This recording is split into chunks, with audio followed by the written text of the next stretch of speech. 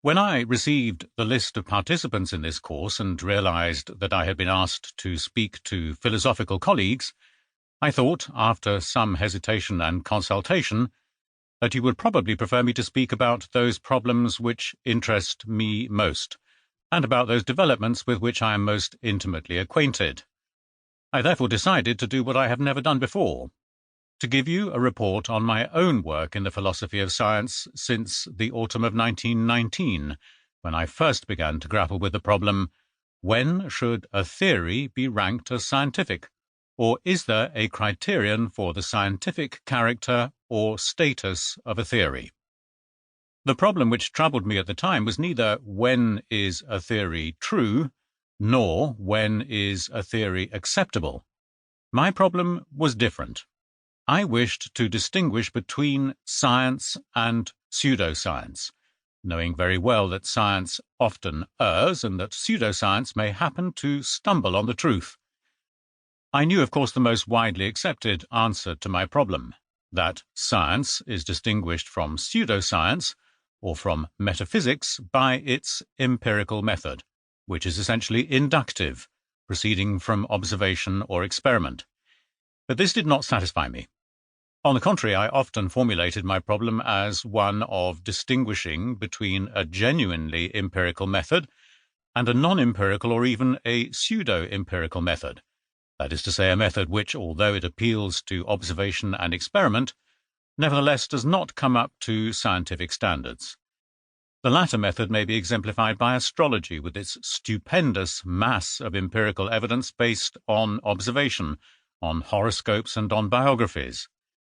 But as it was not the example of astrology which led me to my problem, I should perhaps briefly describe the atmosphere in which my problem arose and the examples by which it was stimulated. After the collapse of the Austrian Empire, there had been a revolution in Austria. The air was full of revolutionary slogans and ideas and new and often wild theories. Among the theories which interested me, Einstein's theory of relativity was no doubt by far the most important. Three others were Marx's theory of history, Freud's psychoanalysis, and Alfred Adler's so-called individual psychology. There was a lot of popular nonsense talked about these theories, and especially about relativity, as still happens even today.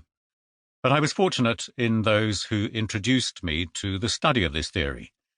We all, the small circle of students to which I belonged, were thrilled with the result of Eddington's eclipse observations, which in 1919 wrought the first important confirmation of Einstein's theory of gravitation.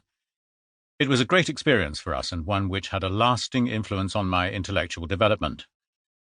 The three other theories I have mentioned were also widely discussed among students at that time.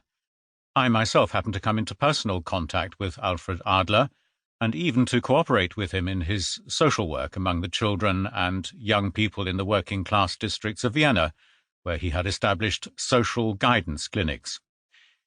It was during the summer of 1919 that I began to feel more and more dissatisfied with these three theories, the Marxist theory of history, psychoanalysis, and individual psychology, and I began to feel dubious about their claims to scientific status.